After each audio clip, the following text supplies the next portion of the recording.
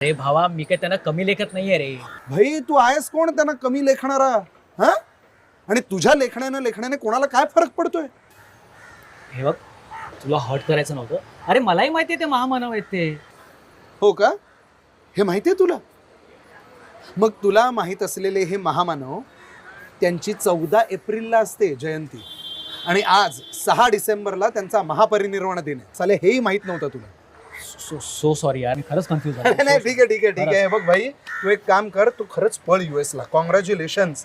कारण काय आहे ना, तू आमच्यातला नाहीस. येतो.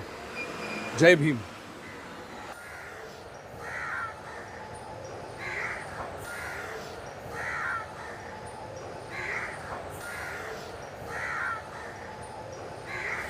भाई साहब, हाँ, आपकी सोच गिर गई है.